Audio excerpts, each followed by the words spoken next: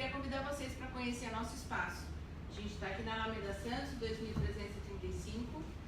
É um espaço aconchegante, gostoso, muito bom para networking. Então, quero convidar vocês e fiquem ligados aí na nossa programação, porque o Reni depois vai soltar o calendário desses cafés sociais. Esse e outros eventos que a gente vai anunciar, tá bom? Fica ligado. Joia. Falando sobre essa agenda dos cafés sociais, eu queria compartilhar com vocês o nosso próximo café. Agora, no dia 29 desse mês, a gente vai falar sobre ingestão ou gestão de projetos sociais. A gente vai abrir a caixinha preta e compartilhar um pouquinho dessas experiências. A maior parte do meu tempo dentro do terceiro setor foi como gestor de projetos e programas sociais. E aí eu vou falar sobre dicas e trabalhar alguns mitos e verdades sobre esse tema. Depois, lá no dia 12/10, essa data vai mudar, a gente vai comunicar a vocês, vai falar sobre comunicação e a gente vai conversar e trazer alguns amigos para ver se isso realmente existe, como é que funciona dentro do terceiro setor. Depois a gente vai falar sobre o famigerado tema mais polêmico, que é sobre a captação de recursos. Então, esse vai ser um evento bem polêmico, a gente vai trazer convidados famosos que vão ajudar a gente a refletir sobre esse tema.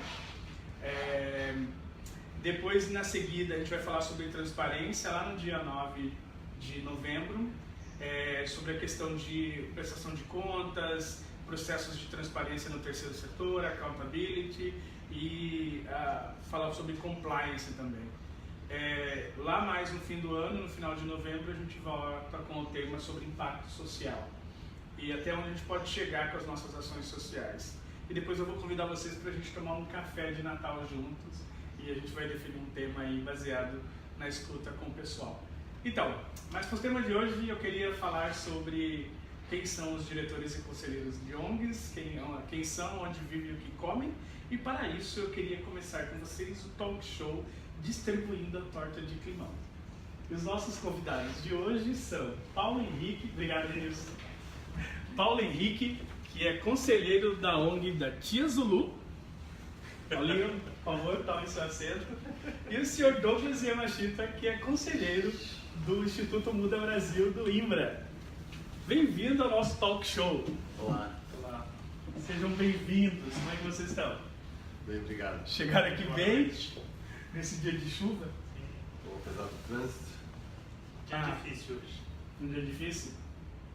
Joia. Então, a ideia do nosso talk show é perguntar um pouquinho para vocês. Vocês representam duas organizações sociais extremamente importantes e relevantes dentro do terceiro setor, dentro desse cenário que a gente tem, e eu queria que a gente conversasse um pouquinho sobre isso. E a minha primeira pergunta, e vou pedir para vocês serem breves e falar muito da experiência de vocês, como que você foi convidado a participar para se tornar conselheiro ou diretor da ONG que você participa? Você pode começar, Douglas, por favor? Pois não. Eu fui convidado para participar do Conselho Consultivo do IMBRA depois de ter sido voluntário em alguns projetos diferentes lá. Então, na verdade, eu comecei pondo a mão na massa. Se tornar conselheiro foi uma consequência natural. Ok. Paulo, você pode compartilhar a sua experiência com a gente? Como é que você foi convidado a compor a Tia Zulu? Eu participei de uma reunião lá do conselho e eles acabaram me convidando para participar lá. Você conhecia a organização antes? Você tinha trabalhado? Não, eu participei lá de uma reunião, conheci um pouco, mas... Quem levou você para a reunião? Foi um amigo meu. E ele não te falou nada sobre a reunião? Não, ele falou que era uma reunião da ONG. E você saiu de lá eleito conselheiro? Sim. Ok. Douglas, você pode falar para mim quais são as suas responsabilidades lá no IMBRA? O que você faz como conselheiro? Quais são as tarefas que você desenvolve? A gente, na verdade, é conselheiro consultivo, né? Diferentemente de um conselheiro estatutário, e como advogado, a gente sabe a diferença de responsabilidade civil, né? O conselheiro estatutário responde pelos atos da ONG, né? Eu, como conselheiro consultivo, eu mais supervisiono uma ou outra atividade, um projeto de perto, né?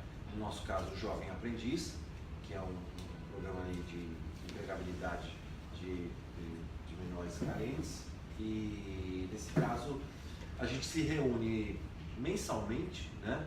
Para revisar conquistas, vitórias, fracassos, e planejar os próximos passos para a melhoria do programa. Joia. Paulo, e você? O que você faz lá na Tia Zulu? Olha, na verdade a Tia Zulu me chamou para ajudar mais com essa parte burocrática, né? Uhum. Então ela pede para eu assinar alguns papéis lá, né, para ajudar na administração da ONG. Ela fala, olha, assina aí, que é mais para... Ela sempre pede com muita pressa, né? Assina aí com... Isso é mais papelada, isso não tem nenhum problema, eu assino, mais para encaminhar as coisas lá dentro e tal, mas na verdade eu tô lá presente para ajudar nesse... Tá. E você sabe o que você está assinando?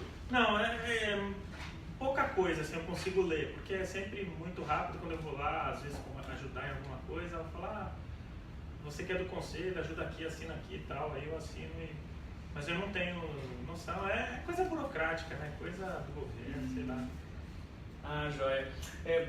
Douglas, você pode contar um pouquinho pra gente sobre a história do INBRA, como é que ele surgiu, qual que é o propósito dele? Então, o INBRA nasceu, na verdade, focado na inclusão social através do esporte, especialmente o futebol, né?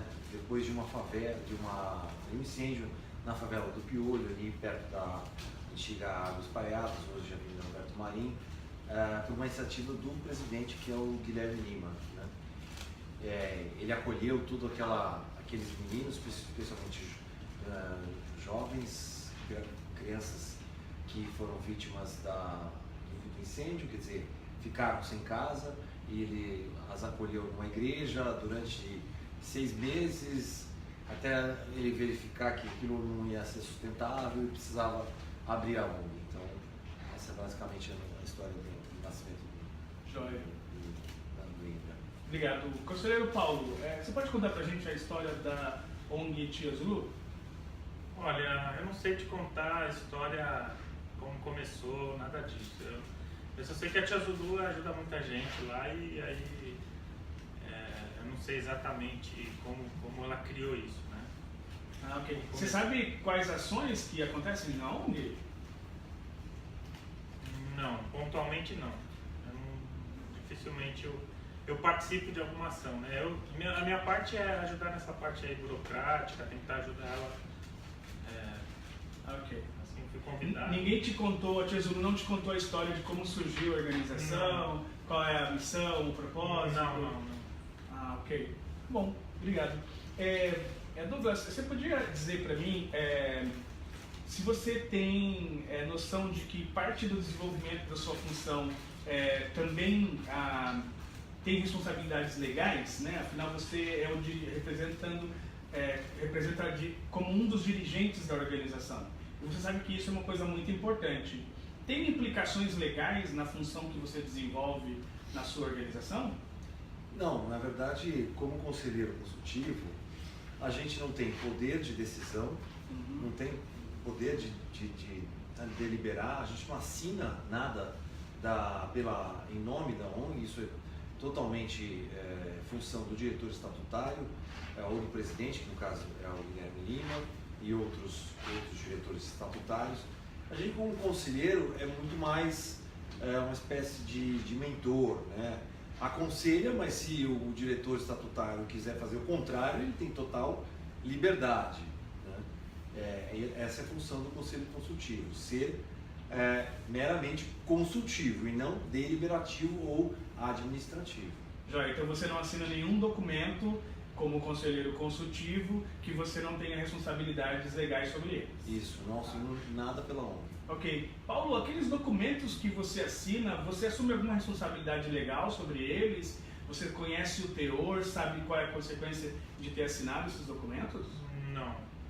não. Na verdade, eu entendo que a tia Zulu me explica que é uma coisa mais pro forma, assim, mais para resolver algumas pendências burocráticas, assim, volume de documentos, é mais para ajudar ela a ser mais rápida na captação de recursos e de alguma forma cooperar com isso, né? Eu entendo que esse é meu papel, né? Então, mas ela nunca me explicou que eu tenho responsabilidade, não sabia que eu tinha.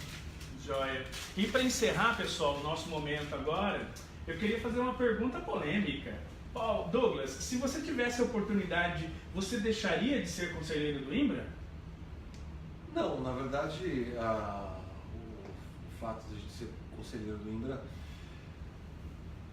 não toma um tempo muito grande da minha agenda, né? Claro que a gente acompanha à distância as atividades que o INBRA empreende através das comunicações digitais e tal, né? E essa reunião mensal. E, claro, pela paixão que a gente tem pela causa, né? Especialmente do adolescente carente, de integrá-lo, de incluí-lo na sociedade, e agora especialmente pelo programa Jovem Aprendiz, é realmente muito gratificante poder, ainda que apenas como consultor, né, dar uma contribuição para esse projeto.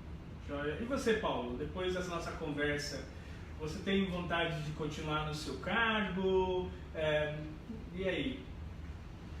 Olha, para mim não faz muita diferença, assim. Eu fico um pouco preocupado, porque outro dia tinha uma moça nervosa lá, falando com a tia Zulu, uma moça da prefeitura. Ah, é?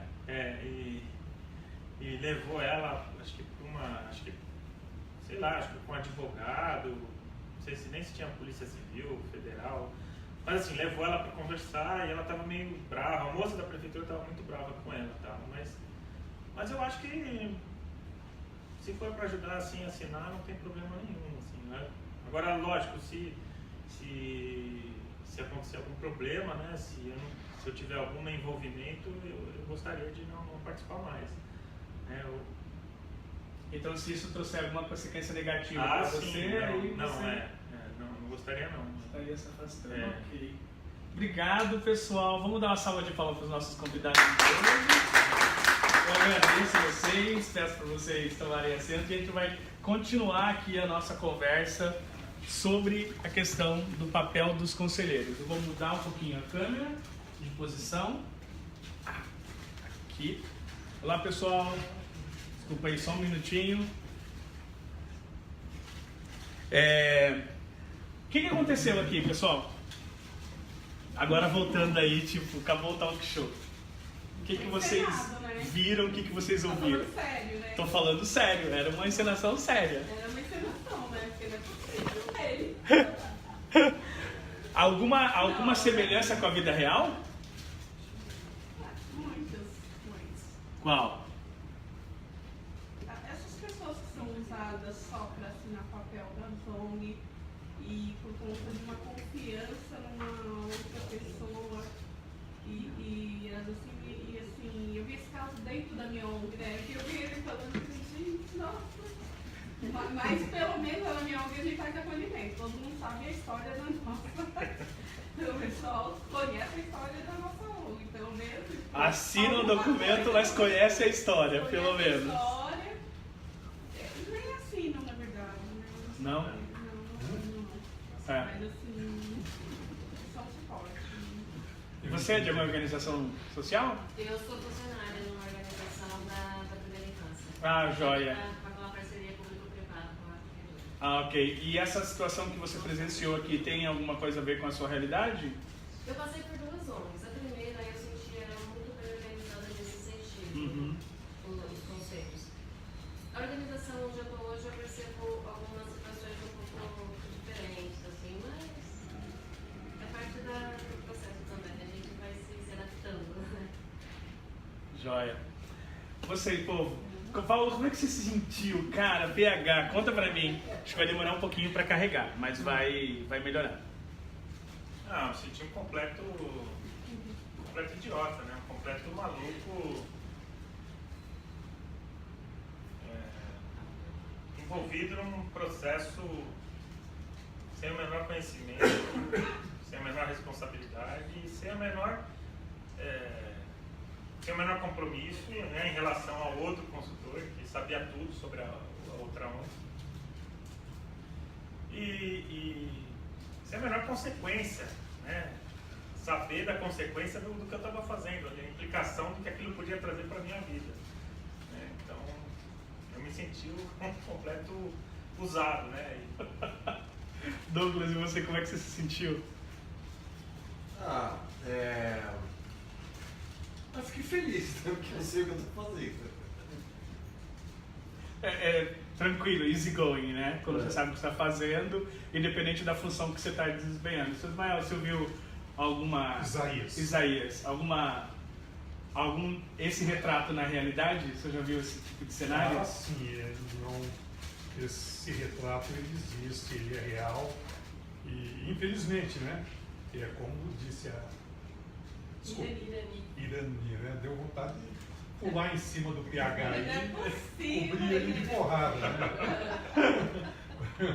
Mas infelizmente é isso que acontece isso mesmo e infelizmente é uma realidade que a gente tem que lutar para acabar de uma forma ou de outra. Não sei quais são os caminhos, mas eu creio que esse bate-papo, esse encontro já é um caminho que provoca uma reflexão sobre o assunto e nos chama a atenção para que aqueles que são incautos não entrarem numa gelada dessa, né? Numa fria dessa. Eu tenho uma experiência, eu lembro que eu tinha uns 19 anos no Vale do Ribeira, numa cidade chamada Iguape, não vou falar o nome da associação, mas enfim. E eu percebia um pouco eu trabalhava muito junto à equipe técnica.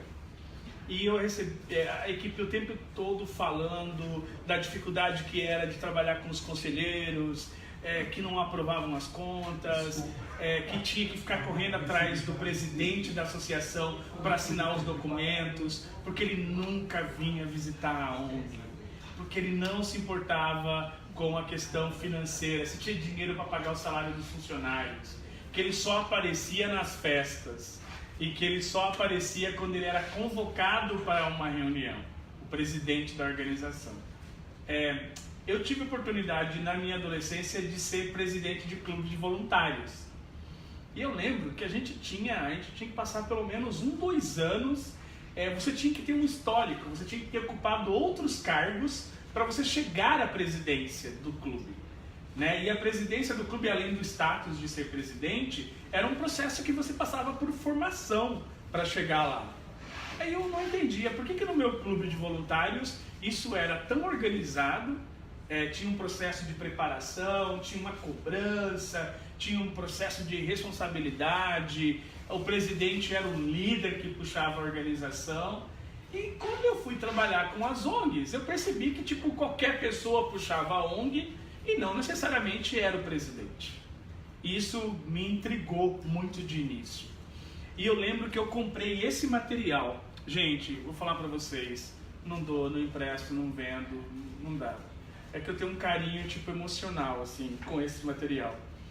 Tem uma organização chamada National Center for Non-Profit Boards, que é lá nos Estados Unidos, e que eles se dedicam a elaborar material para capacitação de conselheiros e diretores de organizações sociais. Esse material ele é uma referência internacional na formação disso.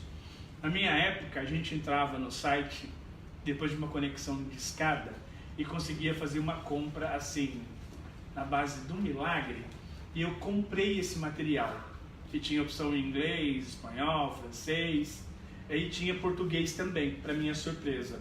Então, desde então, eu venho trabalhando. Esse aqui é contratando um diretor executivo, um guia prático de processo de busca e seleção.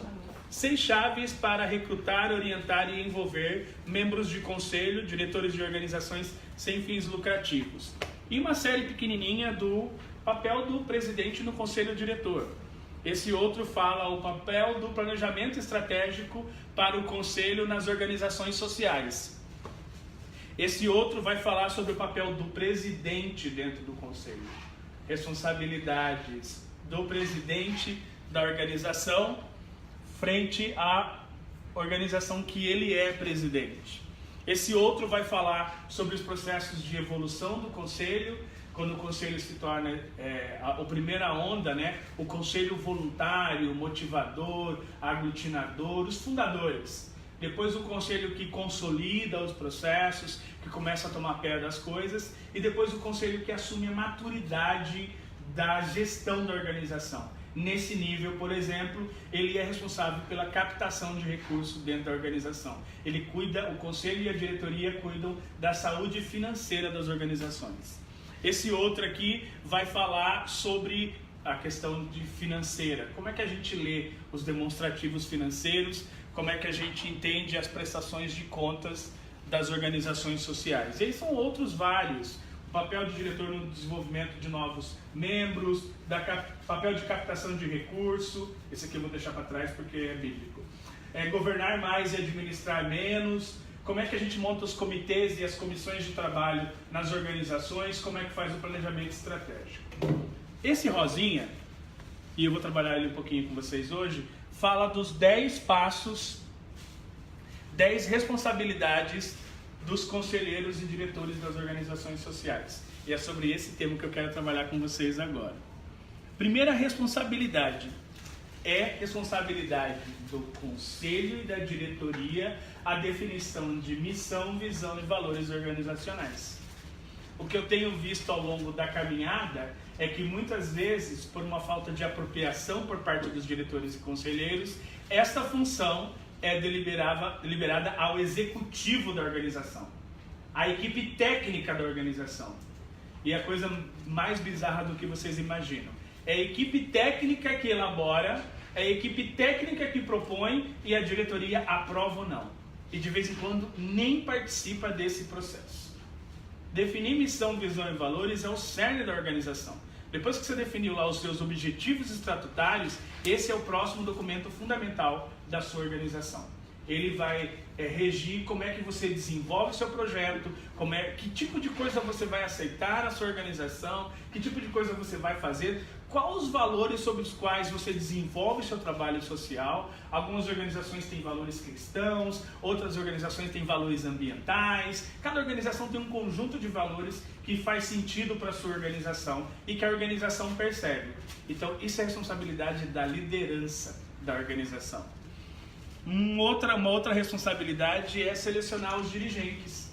E aí os dirigentes não só estatutários, o recrutamento, tem um dos livros que fala sobre o recrutamento. É papel da diretoria e do conselho recrutar novos diretores e conselheiros. E também é papel do presidente da organização contratar o executivo da organização. Falando em organizações pequenas e traduzindo isso de uma forma simples, é o presidente da ONG que tem que contratar o coordenador de projeto, o gerente de projetos. E normalmente eles não são contratados pelo presidente da organização. É equipe técnica, dependendo da organização da ONG, da organização da sociedade civil, da OSC lá. Tem RH, não tem RH, e o RH lidera esse processo e faz a contratação. Mas, na verdade, o chefe dessa pessoa, né, do executivo da ONG, que vai pôr a ONG andando, é o conselho e a diretoria. Não é a equipe técnica. Então, é importante que a gente também pense dessa perspectiva. O outro é apoiar a questão de avaliação da atuação desses dirigentes. Então, eu contrato o pessoal, eu recruto o Renilce como a nova conselheira. É responsabilidade minha, que sou diretor da organização ou que ocupo um cargo de secretário. Eu fui secretário da organização que eu fundei, eu fui tesoureiro da organização que eu fundei e saí como conselheiro fiscal, um dos 3 conselheiros fiscais. E eu lembro que a gente fazia um processo de renovação da diretoria. A gente queria que a diretoria se renovasse. A gente não queria que aquele poder ficasse perpétuo na mão de um grupo pequeno. A gente queria que o presidente mudasse, que os conselheiros mudassem, que renovasse o fôlego da organização. E aí a gente fazia, claro, né, uma organização pequena, a gente meio que fazia uma dança de cadeiras. Porque a gente sabe que de vez em quando também não tem muita gente disponível. Mas em vez do presidente ficar a vida inteira, esse presidente pode ser o secretário, ou ele pode ser o tesoureiro, ou ele está presidente nessa gestão e na próxima ele vai para o Conselho Fiscal. E a gente roda, faz esse rodízio de poder nas organizações. Isso é bom porque oxigena a organização, traz uma nova mentalidade, atribui responsabilidades a essas pessoas que são os dirigentes. Uma outra responsabilidade é garantir o planejamento estratégico. Sim, o planejamento estratégico também não é responsabilidade da equipe técnica ou da equipe executiva da organização. Assim como a responsabilidade primeira de definir missão, visões e valores, as diretorias e conselhos das organizações terceirizam a função do planejamento estratégico. Na verdade, o planejamento estratégico da organização é a vida de como essa organização vai se pôr no mundo, né? Que caminhos elas vão seguir, que projetos elas vão desenvolver, por onde elas vão andar. Então, é importante que isso seja, que a gente lembre que isso é responsabilidade do diretor e dos conselheiros dessa organização, das pessoas que compõem a diretoria. Terceirizar isso para a equipe técnica é dar uma responsabilidade e um poder para a equipe técnica que não lhe é atribuído. A equipe técnica compete executar o planejamento que é definido na diretoria e no conselho. É claro que a equipe técnica pode participar do processo de elaboração, mas não ser a responsável total sobre esse processo. Mobilizar recursos suficientes para a organização. Talvez essa seja uma das responsabilidades mais polêmicas. Sim, a vida financeira e econômica de uma organização social é responsabilidade da sua liderança estatutária, dos seus dirigentes, presidente, vice-secretário, tesoureiro e dos seus conselheiros. E aí o conselheiro fiscal, o conselheiro consultivo, no livro, e aí as cartilhas vão dizendo, e eles falam da estratégia. A responsabilidade dos conselheiros é mobilizar pessoas que tenham diferentes recursos e que possam aportar para a sua organização. Então vocês devem, inclusive, na hora de pensar recrutamento de diretores, recrutamento de conselheiros, de pessoas que tenham uma carteira, no mercado a gente fala assim, né? Que tenham um portfólio de clientes, que tenham uma carteira de contato, enfim, que conheçam muito mais gente, que possam ser pessoas que possam aportar para essa organização. Então, muitas vezes convidar o meu amigo ou a minha amiga, que é a vizinha ou o vizinho, que convidou você, por exemplo, para fazer parte, não é a melhor estratégia de seleção para compor um conselho ou uma diretoria de uma organização social. Porque pode ser que você é meu amigo, mas talvez você não seja a pessoa mais estratégica para agregar na minha organização. E aí eu vou convidar o Douglas. Porque o Douglas está inserido no mercado, porque ele conhece um montão de gente, porque com ele não tem uma relação de amizade, a gente pode estabelecer uma relação mais profissional nesse caminhar. E com você, porque você confia em mim, você assina os meus documentos sem saber o que você está assinando.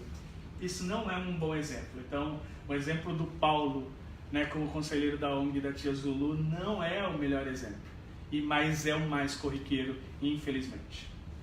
Uma outra responsabilidade é de administrar esses recursos. Então, capta o recurso, traz para dentro da organização e tem que ser responsável em aprovar esses balanços, aprovar essa movimentação financeira. O que a gente vê como não boa prática é o processo de só aprova o balancete no final do ano, na Assembleia Anual. É um risco, porque se algo deu errado no mês de abril e só for detectado em dezembro ou em janeiro do próximo ano, alguém vai receber a visita da Polícia Federal, da Polícia Civil ou de alguém muito bravo que é responsável pelo convênio da sua organização. E alguém assinou esse documento e alguém vai ser responsabilizado. É importante lembrar que o presidente da organização, e agora com o novo marco legal do terceiro setor, o Emiroski, também as pessoas que coordenam os projetos são responsáveis, inclusive legais, pela execução e a consecução desses projetos. Vou traduzir isso de uma forma bem simples. Douglas é o presidente da nossa ONG. Sulami é a coordenadora do projeto no termo de colaboração que fez com a prefeitura. Deu problema, um vai fazer companhia para o outro na cadeia. Eu não acho que as pessoas têm completa consciência desse papel de responsabilidade civil jurídica sobre a responsabilidade que está assumindo. E agora a legislação diz que isso se estende. E aí, companheiro, a execução de projeto também é responsabilizada, não somente mais a direção. Então, se for eu e o Paulo, a gente vai ser companheiro de cela. Ok? E isso é bem sério. Esse assunto eu estou abordando de forma muito pontual e só para ilustrar, ele demanda uma discussão gigantesca aí, que a gente pode fazer em um outro momento. Uma outra responsabilidade é determinar e supervisionar os programas e projetos da organização. Né? O exemplo do Paulo, ele não sabia dizer para a gente quais eram os programas e projetos que aconteciam na organização. Diferente do Douglas, que descreveu o programa, falou dele e deu exemplo e não sei o que motivou a fundação da organização. Então, assim, esse tipo de conhecimento, ele tem que fazer parte desse processo de evangelizar a nova pessoa que vai compor a diretoria ou o conselho da organização social. Então, se a pessoa não está lá, tipo, 100% convertida, eu não sei se ela é a pessoa mais indicada para assumir o papel. Seja de terceiro suplente do conselho fiscal. Pode ser que essa pessoa não seja a melhor para essa posição. Alguém que esteja mais convencido ou que pelo menos saiba a história da organização social e saiba para que está sendo eleito, possa ser a melhor escolha. Uma outra responsabilidade é melhorar a imagem pública da organização. Muitas vezes isso é levado muito à revelia. Então é importante que a gente pense que a imagem da organização é responsabilidade também do seu corpo diretivo.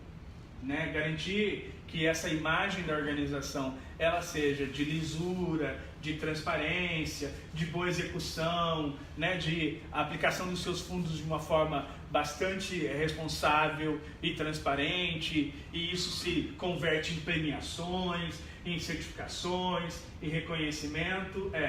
O conselheiro e o diretor não tem que aparecer no dia de receber o troféu ou o certificado. Ele tem que aparecer todos os dias da gestão desse processo. O processo de supervisionar e saber se as atividades estão acontecendo, se as crianças estão lá, né? Se o público-alvo está sendo atendido, se o público participante está participando da ação, tem que ser responsabilidade de um conselheiro. Um bom conselheiro e uma conselheira dá uma passadinha lá de vez em quando, ou de vez em sempre, para ver o que está acontecendo. Para depois não receber aquela ligação de que eu estou doando para a sua organização e eu nunca recebi um relatório. Eu estou doando para a sua organização e eu ainda não recebi o material da criança que eu estou aí apoiando nessa ação. Ou eu estou apoiando a sua organização e nunca mais vocês mandaram um boleto. Aconteceu algum problema? Eu estou sem pagar o boleto porque o boleto não veio. E aí o conselheiro e o diretor recebem essas ligações. E aí eu não estou acompanhando, que resposta eu vou dar nessa ligação? Uma outra responsabilidade que eu queria compartilhar com vocês, de novo, são só 2 slides que eu vou compartilhar, eu estou terminando o primeiro e o último já vem na sequência, é de servir como tribunal de apelação interna. Organizações sociais, na verdade organizações que têm problemas e confusões. Né? Então, a diretoria estatutária de uma organização, ela é esse tribunal de apelação. Então, muitas vezes o pessoal está lá se degladiando por uma questão, é a diretoria que vai tomar a decisão de como é que aquele processo vai ser conduzido. Não é a equipe técnica, não é o coordenador do projeto, não é aquela equipe específica do projeto. Esse tema ele tem que ser endereçado à diretoria e é ela que tem que tomar a decisão sobre como é que deve encaminhar a solução desses problemas. E por último, avaliar o seu próprio desempenho. Então, bons gestores, bons líderes garantem que submetem, inclusive, a processos de avaliação. Querem ser avaliados. Né? E isso é uma dinâmica difícil para a gente. A gente vive numa sociedade onde ser avaliado é uma carga muito negativa. Perdeu o aspecto pedagógico e educativo de processo de tomada de conscientização, processo de você tomar ciência daqueles pontos que você precisa melhorar, processo de o quanto você avançou como líder. Então, a gente acredita que isso também essa é uma das responsabilidades do conselho na diretoria, da diretoria e do conselho em relação à organização. Então, um processo de avaliação em 360. Não terceirizem avaliações, pessoal. Realizem as suas avaliações, né? A gente terceiriza a avaliação quando é uma avaliação mais técnica. Mas aquela avaliação do caseiro, do dia a dia, e aí como é que a gente está andando, só essa frase, ela já dá uma reunião inteira. Então, eu motivo vocês a levarem essa mensagem para as organizações de vocês. Para concluir, eu queria falar um pouquinho sobre 3 estágios de desenvolvimento de uma diretoria e conselho, já citei lá no início, mas eu queria retomar com vocês. Os fundadores, né, ou o conselho voluntário organizador e fundador, ele tem 2 funcionalidades, desenvolve 2 papéis na maioria das organizações sociais. Eles são o grupo que persegue a causa, que vestiu a camisa, que entendeu a mensagem. É o primeiro grupo que entendeu a mensagem e assumiu a liderança desse processo, daquela bandeira, daquela luta, e que vai levar a cabo aquela luta para que ela se torne realidade. Então, a discussão para ajudar as crianças com síndrome de Down, a discussão para a preservação do meio ambiente, a questão de combater as crianças que estão em situação de ir na rua, atendimento à pessoa de que está em situação de ir na rua, porque em São Paulo isso é um tema muito forte, seja qual for o tema. A primeira liderança que entende isso, que assume esse processo dentro da fundação da organização, são chamados dos seguidores, ou dos perseguidores dessas metas. Muitos deles também são reconhecidos como os dominadores. Aí vem discurso da minha ONG. Ranieri, eu tenho uma ONG.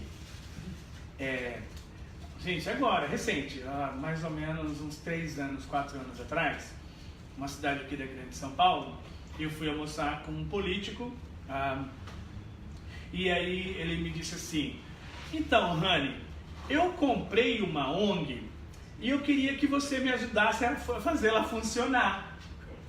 Aí eu, oi? Você pode repetir do início? Eu acho que eu não estou aqui. Eu não entendi a conversa. Ele falou, não, é verdade, eu comprei uma ONG. Uma pessoa me vendeu uma ONG, eu paguei, e falou o valor lá, que era um valor assim, numa casa de 1, 2, 3, 4, 5 dígitos. Ok? É um valor bem alto. Aí eu respirei fundo e falei, então, vamos começar do zero. O que você está falando, criatura? Me explica isso. Aí ele falou, fulaninho tinha uma ONG e a ONG estava parada, não estava funcionando. Eu precisava de um CNPJ para receber um recurso da prefeitura. Porque eu sei que tem esse recurso lá e que ele pode ser repassado para uma ONG. Lembre que o cara era político, tá? É importante guardar isso na cabeça. Então aí eu queria que alguém colocasse a ONG para funcionar, para a gente acessar esse recurso que está parado na prefeitura. Aí eu falei, não, errou. Feio, muito errado. E aí eu perguntei o que veio no pacote da compra, né? Porque você compra e aí você recebe um produto. Então veio um brilhante estatuto, um cartão do CNPJ, não parece propaganda de venda de carro, não sei, só que o cartão, só que não era um carro, era um estatuto e um CNPJ. E tinha uma sede numa periferia, também sem muitas condições de desenvolver alguma atividade lá. Esse é um exemplo para ilustrar esse papel aí do cara que tinha uma ONG, e porque ele tinha a ONG e a ONG era dele, ele vendeu a ONG. Né? Então a gente tem que tomar cuidado com isso. Ninguém tem uma ONG. Você participa de uma associação. Né? E você participa durante um tempo. Pode ser um tempo muito grande ou pode ser um tempo curto. E ali você desempolga. Ninguém é dono. Ninguém é dono de uma ONG. A ONG não é de propriedade privada exclusiva. Ela é uma associação privada, mas o interesse dela é público. Então ela não pertence a ninguém. Então quando a gente fala que ela não tem fins lucrativos, mas ela desenvolve atividade lucrativa, o que se lucra com esse montante se investe, não se divide entre os seus associados, como uma empresa. O recurso do que é vendido se reverte na ação fim da organização. Então eu trabalho lá desenvolvendo atividades e atendimento de abordagem com crianças em situação de ir na rua, eu faço bingo e o resultado do valor desse bingo ou dessa venda, ela é revertida na compra de materiais para essa ação. Então essa é uma diferenciação muito importante que a gente tem que ter na cabeça. E aí passou os anos, e aí a gente acha que o conselho ou a diretoria possa ter evoluído. Na suposição de que isso evoluiu, observe que eu coloquei setas que elas continuam, né? Porque as fases não são estanques. E aí pode ter Dona Maria, que é fundadora, e ela pode ser uma seguidora, uma perseguidora dos objetivos ou uma dominadora, e ela está na organização. A organização está evoluindo, mas ela está aqui. A danada está lá, até o final. 99 anos ela ainda é membro da organização. E ela fica lembrando a história lá da organização todo dia. Isso é educativo, isso é importante também, tem esse lugar de importância. Mas o pessoal que renovou, ele vai assumir a responsabilidade de criar a visão da organização. Olha aí a história da tal visão, missão e valores. Não, para que a gente ande, para que a coisa tenha sentido, a gente precisa definir quais são os princípios, os valores pelos quais a gente quer desenvolver o nosso trabalho. Começa a dividir o poder. Então o poder que antes era concentrado, né, nos fundadores, agora começa a falar assim, olha, sobre esse assunto aqui a gente não consegue dar conta, mas PH, você é advogado, você pode montar um grupo aí com o seu Ismael, com a Sulami, vocês decidirem essa reforma do estatuto? Ou outras coisas. Renilce, precisa desenvolver aqui essa proposta. Monta um grupo e vamos discutir essa proposta. Você pode liderar isso? Então começa a distribuir esses poderes de execução dentro da organização e também de tomada de decisão, subsidiado pelo trabalho de comissões.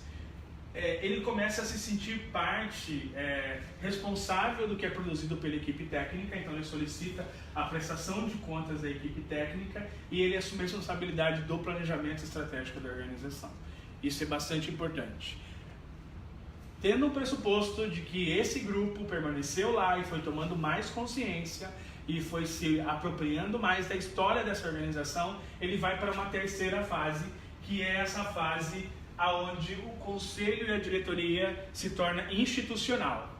E nesse capítulo, ele se responsabiliza pela captação de recursos, pela saúde financeira e econômica da organização social. E nesse momento, ele mobiliza pessoas que podem doar ou não, ou ele mobiliza, lembra o processo de recrutamento e renovação da diretoria do conselho, que eu citei agora há pouco? Nesse processo ele vai trazer essas pessoas. Vou trazer o PH porque ele tem recursos e ele pode investir nas ações da nossa organização, seja por isenção fiscal, seja por patrocínio. Vou trazer a Sulami porque ela é do meio público, ela traz o conhecimento de como é que a gente pode acessar a máquina pública, os projetos incentivados. Então eu vou começar a selecionar, para compor a liderança da minha organização, pessoas que são influentes na sociedade. No espaço onde eu vivo, no território onde eu vivo, na comunidade onde eu vivo, mas gente que agrega função. E nesse papel, as pessoas se sentem orgulhosas. Vocês viram o discurso do Douglas? Ele falava do INBRA com orgulho. Ele sabia do que ele estava falando, né? Lustroso, assim, com orgulho, com garra, como parte. E ele é conselheiro consultivo. Lembram? Eu não tomo decisão. Eu não assino documento, eu faço recomendações.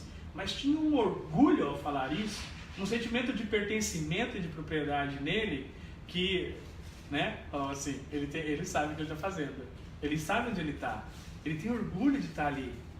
Então isso faz parte dessa maturidade desse conselho. E tem mais gente porque tem mais tarefas, então precisa de mais gente. Esse é um conselho, aqui são diretorias pequenas, extremamente pequenas, aqui são diretorias que começam a crescer e aqui são diretorias grandes, diretorias que tem várias comissões, tem primeiro vice, segundo, já viram a organização assim? Presidente, primeiro vice, segundo vice, terceiro vice, primeiro secretário, segundo, terceiro secretário, tem tanto cargo na diretoria, né? Porque aí essas coisas começam porque tem muita tarefa para fazer, então precisa de muita gente. Por fim, eles se entendem como chefe da equipe executiva. E quando eu estou falando equipe executiva, eu estou falando das pessoas que coordenam os projetos, que desenvolvem as ações e os programas desses projetos. Chegaram comigo até aí, todo mundo? E o que vem agora? Eu fiquei pensando que a gente pode continuar essa conversa. E continuar essa conversa de uma outra forma. Né? Eu fico pensando, e como eu fiz no outro bate-papo, isso tem conteúdo para uma formação, os livrinhos, né? As experiências que eu estou trazendo, que eu estou compartilhando com vocês de forma bem pontual, elas compõem um todo de uma formação. Eu tive a oportunidade de fazer essas formações no Vale do Ribeira, com aquela organização do presidente que só vinha nas festas e recebia lá os certificados e os louros. Então, pois é. Teve uma outra organização que a gente começou um processo de formação, diretoria, né? Reunião à noite, o pessoal só pode se reunir à noite, é voluntário, não sei o quê. Aí a gente fez a primeira sessão, a segunda sessão, era um total de 7 encontros. Aí lá pelo 4º, 5º encontro, aí a presidente, não vou falar o nome dela, ela não veio na reunião. E tava todo mundo lá, um clima tenso. Aí eu falei assim, gente, vamos começar, mas vocês querem esperar a fulana? A fulana vem, inocente de tudo, né? Aí a secretária falou assim, seu Ranieri, a fulana pediu demissão. Eu, o quê? Então, ela não gostou muito das formações e das coisas que o senhor está falando, e aí ela acha que ela não é a pessoa mais adequada para estar na presidência da organização. Então a gente está sem presidente. As formações têm esse impacto, né, de trazer a consciência, de responsabilizar, mas também de criar capacidades e fortalecer as habilidades de liderança dessas pessoas que se dispõem a estar dentro das organizações sociais. Então, fica esse convite, vocês vão ser consultados e consultadas sobre a possibilidade de a gente estar realizando um curso sobre isso. Para finalizar, eu queria deixar o convite do próximo café. Então, lá no dia 29 desse mês, a gente vai falar sobre ingestão de projetos sociais, ou gestão de projetos sociais. Eu vou estar compartilhando um pouquinho com vocês sobre os princípios básicos de gestão, né? Desmistificando um pouquinho, falando sobre a questão das ferramentas de gestão, da onde vem a ideia de gestão no terceiro setor, do que bebeu, do que está bebendo, qual que está o assunto das atualidades. Ok? Então, para concluir a fala de hoje, eu queria que vocês se apresentassem, tá bom? A gente vai estar encerrando com o pessoal aqui da internet. Pessoal, obrigado, até a próxima. Dia 29 a gente está de novo com vocês. Valeu, um abração, tchau, tchau.